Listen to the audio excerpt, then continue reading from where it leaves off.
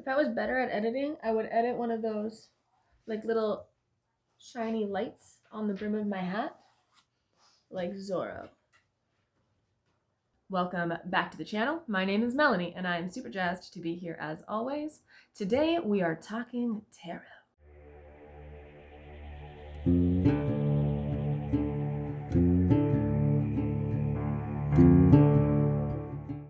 And let's go! I'm excited! I'm going to be showing you a few different things in this video. We're going to cover my bullet journal spread where I record my tarot forecast. I'm also going to show you how I pull a tarot forecast for an entire year in advance, as well as how I incorporate it into my seasonal spreads. I want to say right off the bat, of course, there is a lot of different ways you can work with tarot. There's a lot of different ways you can bullet journal. As always, I'm just showing you guys what works for me. I'm excited to share this process with you, so we're going to head over to the desk and get started.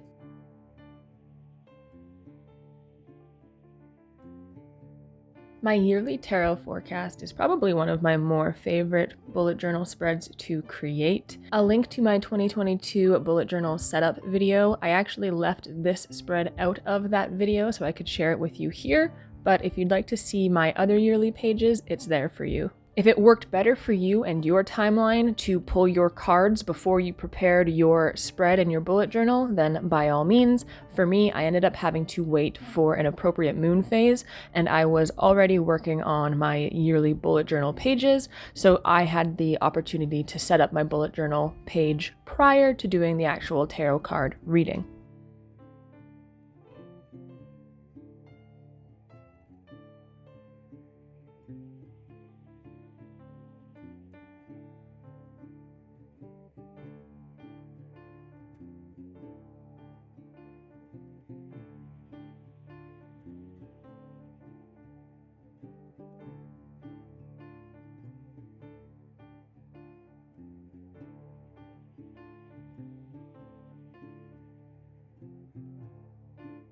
I divided the page into 4 separate squares for the 4 separate seasons, roughly painted in some watercolor. I did not concern myself with staying in the lines. I have really been enjoying the watercolor in this bullet journal and not having to have such clear borders. I like the kind of more free-flowing artistic effect of the sloppy edges. Each season spans 3 months. That's why I start my bullet journal in the December of the year prior. So the first month in this bullet journal is December 2021. The winter season covers December, January, and February, so on and so forth.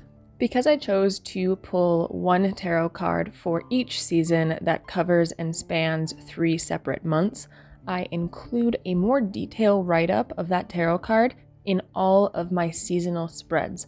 I'll link in the cards above setting up my winter seasonal spread so that you guys can see how that plays into my bullet journal monthlies, but I will also show you at the end of this video how I transfer over that information and a new section I'm creating this year called Monthly Mirrors, where I will allot some time and space to reflect on the themes of each tarot card for the season. The actual setup of this bullet journal page is quite simple because I am not filling in any of the information yet. So I simply have the 4 red boxes. I outlined it with my gold gel pen, and then I went into each of the corners of the different seasonal boxes and I created some geometric pattern and just corner symbols and decals loosely based on the seasons. So for winter, I was inspired by snowflakes and created something that roughly resembled a snowflake. In the summer, I had something in the rough shape of a sunshine. In the spring, there is some little dots and little seed representation. And then in the fall, I had some leaves for the falling fall leaves, of course. All of that is loosely symbolized in the actual shapes and patterns I decided to draw, but I liked incorporating those little touches of artistic representation of the seasons while staying in a very clear theme. If you are wanting another example of a tarot forecast page in a bullet journal, I will link in the cards and the description below to my 2021 tarot forecast. It is an entirely different spread. I really enjoyed how I did that one as well, but obviously it's a new year and I wanted to try something different.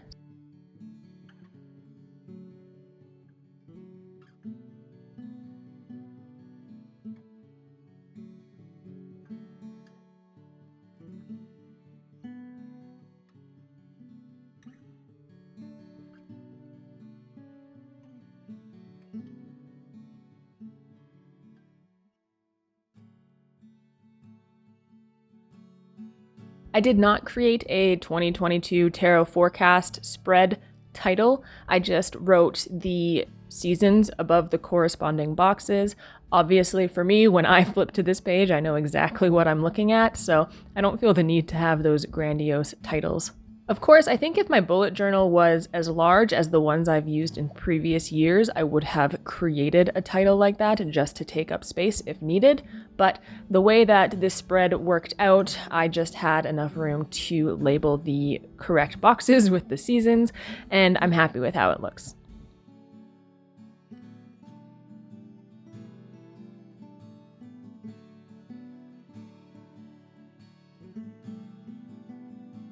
Now that we have our tarot forecast bullet journal spread kind of set up and ready to go for the tarot forecast information, we have to do a tarot forecast. You by no means have to create your spread in your bullet journal before you do your tarot forecast. I did it in this order simply because I had to wait for a lunar phase in which I could perform this tarot ritual on. I chose to wait until a full moon. Full moons are often used for divination because it is the bright luminary in the sky lighting up the shadow and the darkness, which is perfect for divination. You could also perform a tarot forecast like this on New Year's Eve. It is the beginning of the new year, the time in which you're doing this forecast for, so perfect combination of energies there. You could also do this on the coming solstice on December 21st would be another very appropriate, perfect time to plan this type of tarot forecast if you're wanting to do something like this for yourself. I'm going to share with you the footage of me actually doing my tarot forecast, but I wanted to talk you through a little bit of what I'm doing beforehand. There are three things I like to consider when I'm doing something like a tarot forecast. One is the timing, the other is creating a container, and the last would be setting the rules of engagement. These three things and these different areas really, I feel, set me up for success when I'm doing any kind of divination. We've already talked about timing, when it would be most beneficial and most optimal to perform a tarot forecast like this, or to set up some type of divination ritual. A full moon, the new year, the winter solstice on the 21st of December, all fantastic times. Something I consider even more important than the timing of when you perform this ritual is the mindset you're in when you perform this ritual. So that's when creating the container comes in. If you are in a horrible mindset, if you're super tired, or you're trying to squeeze this into a very busy schedule, you're not likely going to have a good experience. Often creating a container is just a series of ritualistic behaviors, which simply means something you do every time you create a container. And the practice of doing those things is what makes it sacred. It's what makes it special. It's the process of imbuing your intention into it that makes it a safe container.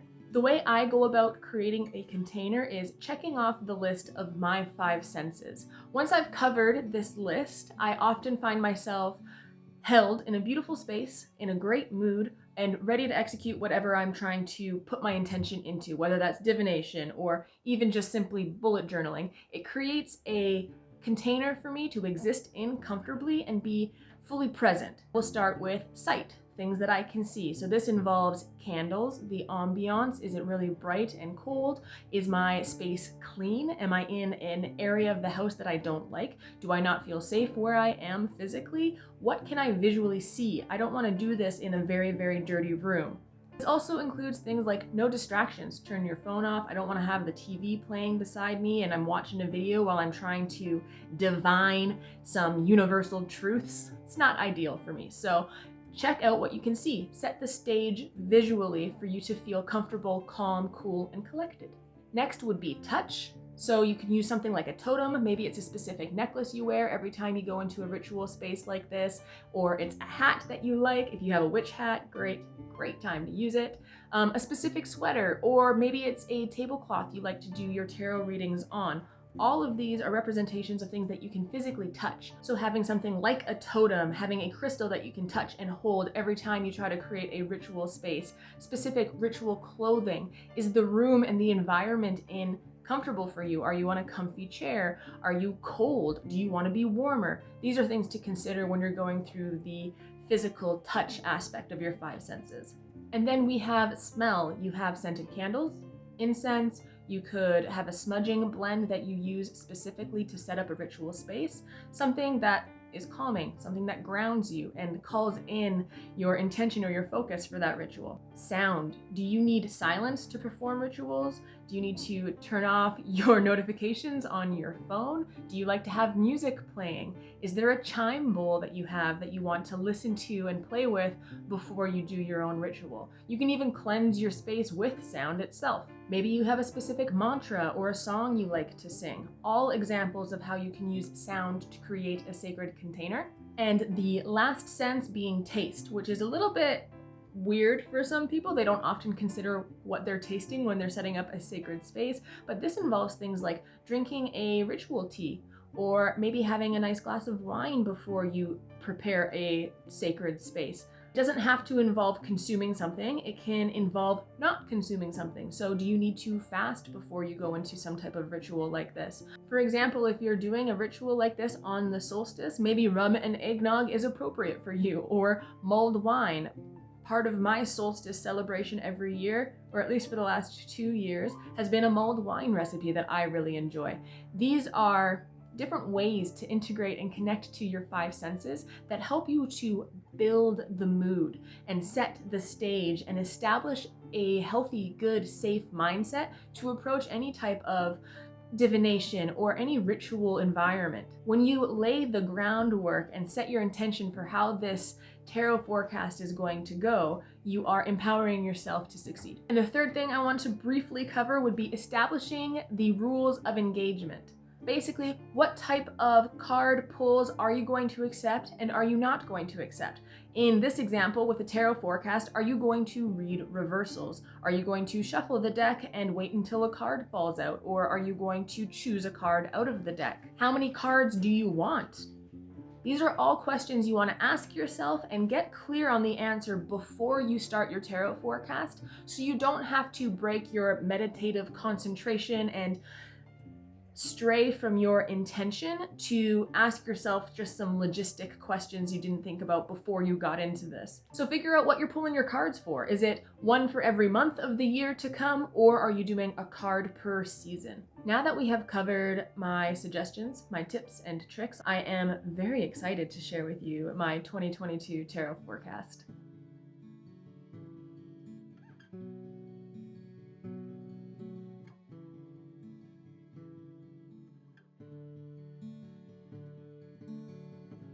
We are on and ready for the actual 2022 tarot forecast. I am always excited for this. It is always a highlight of the end of my year and the beginning of my new year. Like I mentioned, we are going to work on creating the container.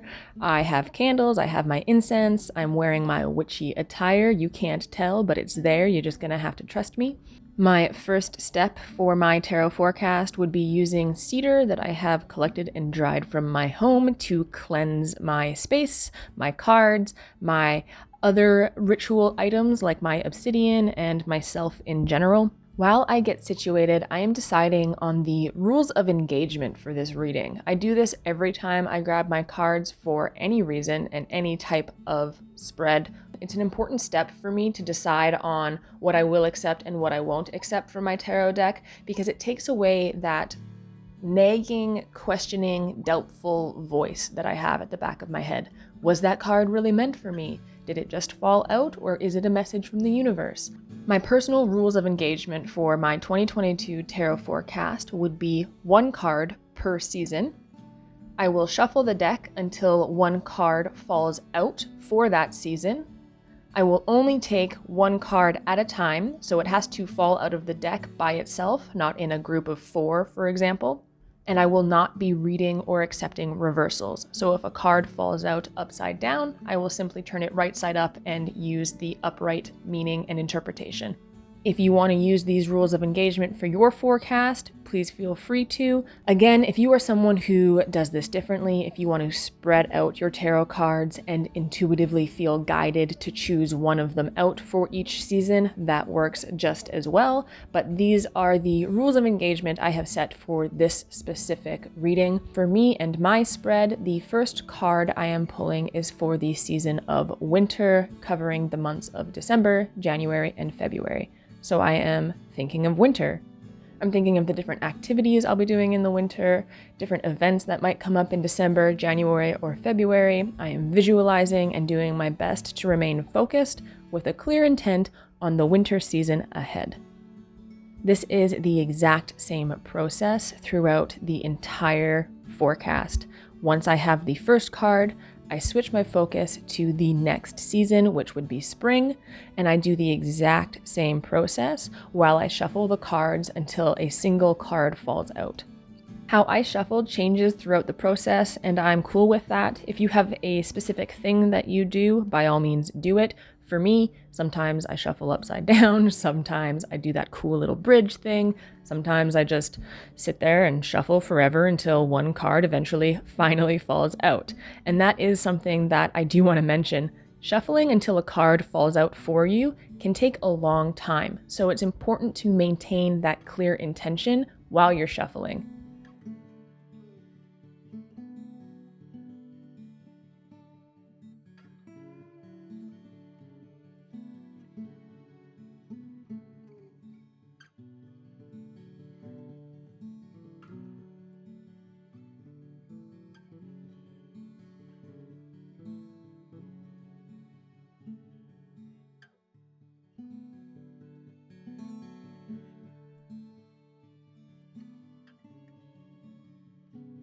For my larger forecasts or my quote-unquote more important spreads, I use my Rider-Waite deck. The Rider-Waite deck is the deck that most of the more modern tarot decks are built around. So for me, using the Rider-Waite deck feels kind of like going with the OG original deck. It is a very clear, symbolic structure, and it works really well for me. I have other decks that I use, but when it comes to something I view as more important than just a random daily pull, I want to have a good, clear understanding of the messages and symbolism coming through. So whatever deck you do use, I recommend it being one that you are familiar with. The winter season of 2022's tarot card is the Eight of Wands. The spring of 2022's tarot card is the Star. The summer of 2022's tarot card is the Six of Wands. The fall season of 2022's tarot card is the Devil.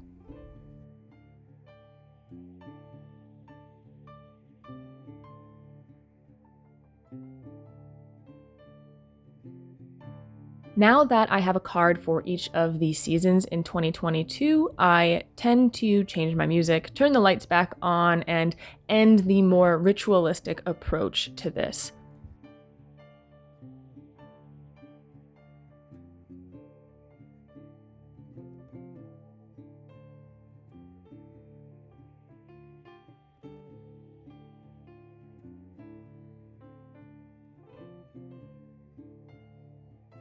The book I use when I'm recording information or researching information about specific tarot cards is the Tarot Bible. I don't use this book in my day-to-day readings or to interpret my specific readings for myself, but I do like to have it in order to reference back on more clear and concise interpretations of the cards. For my tarot forecast spread, I'm going to be copying down the information for each tarot card. I want to include keywords and key phrases. I'm not going to be writing down the full interpretation of the card in this area, but I do want to have the keywords and key phrases to reference back to have some guidelines and a bit of a rough outline of the card's interpretation or potential meanings when the season approaches. Like I mentioned earlier, I do write down the interpretations in my seasonal spreads, so I will show you where I write down the more in-depth interpretation later on in this video.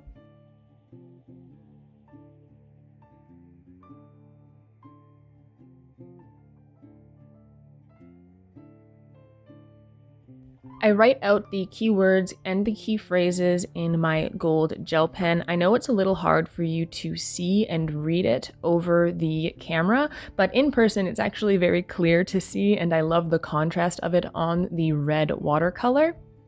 I don't often use tarot in a fortune-telling or futuristic kind of way. I more often use it for general guidance in my day-to-day life or around specific issues I might be experiencing. I often use tarot as sort of a friend, someone I might talk to for a different perspective on a situation, someone that might give me a larger viewpoint or narrows something down to a specific area of my life that I might not have noticed or understood before. So my tarot forecast is really the one and only time that I use tarot in a more of a future prediction type way, and I would hesitate to even say that I use it to tell me what my year is going to be like.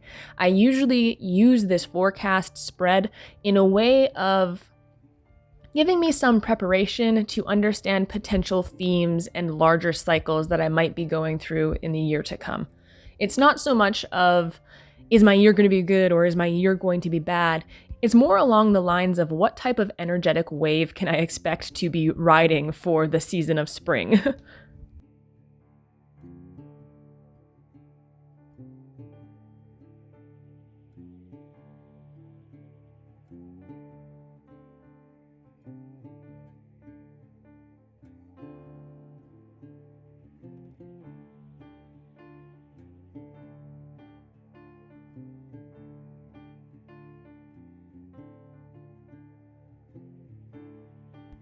I also enjoy this forecast because it gives me an opportunity to recognize patterns. For example, 2 of the cards that I got are major arcana cards, the Star and the Devil, both of which are associated with personal planets of mine in my astrological natal chart.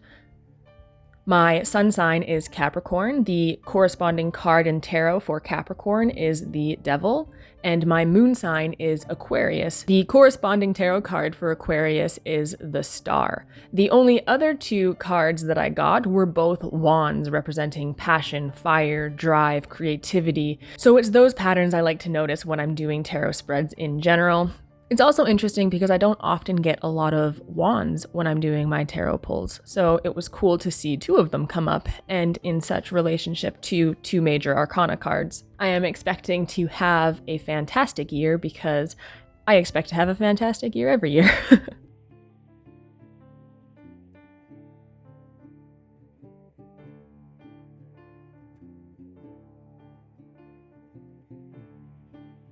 Unlike previous yearly tarot forecast pages in my bullet journal, this is a lot less artistic and a lot more information based. I have all of the keywords and all of the key phrases for each of the tarot cards in each of the seasons. I went this route because last year when I did the more artistically inclined tarot forecast spread, I needed to go and get my book to refer and learn about the tarot cards that I was dealing with that month or that season, and it felt cumbersome to have to do that, and I ended up not using my tarot spread very often in that last bullet journal. This way, I'll often use this spread because all of the information I need is right here on this spread.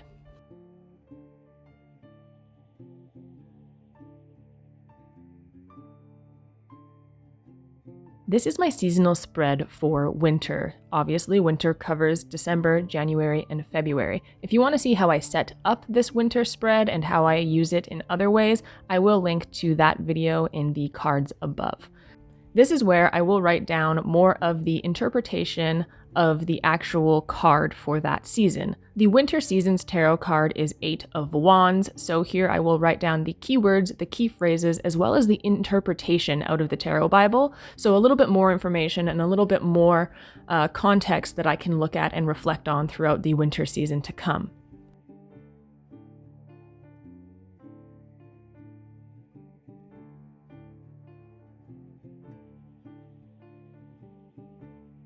This is also where I am doing something new with my tarot forecast this year.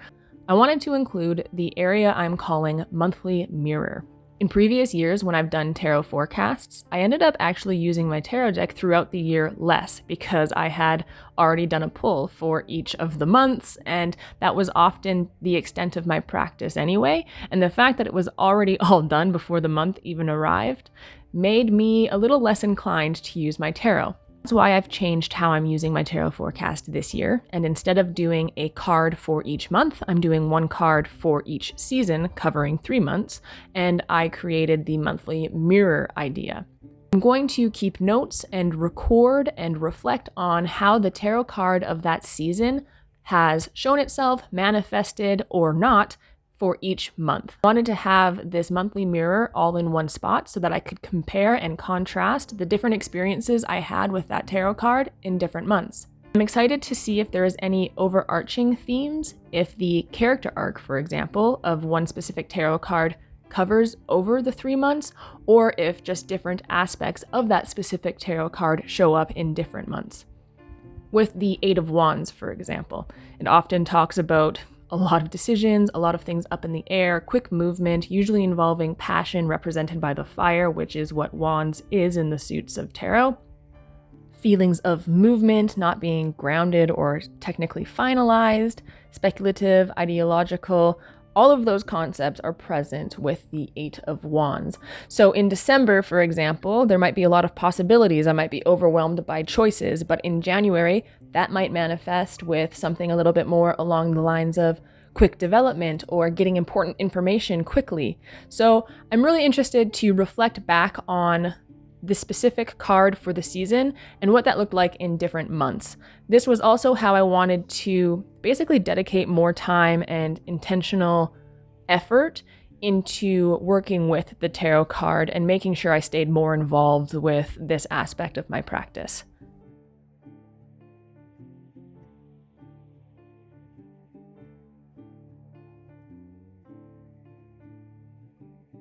Ta-da! That is it! I have really enjoyed sharing with you my 2022 tarot forecast. I hope you found this useful, helpful, got some good tips out of it. As I already mentioned, all of my other tarot-related spreads, my 2022 yearly pages, they're all linked in the cards or the description below, so if you'd like, check those out. Let me know in the comments if you are going to be pulling a tarot forecast for 2022. I, for one, am sincerely looking forward to the new year. I hope it brings you all that you deserve and more. I will see you all back here very shortly with another video. Bye-bye. Oh, and Happy New Year.